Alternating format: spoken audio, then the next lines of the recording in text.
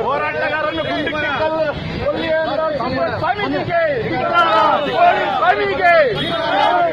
ಹೋರಾಟಗಾರನ್ನು ಗುಂಡಿಕ್ಕಿ ಕೊಲ್ಲಿದ್ದಾರೆ ಸ್ವಾಮಿ ಸ್ವಾಮೀಜಿ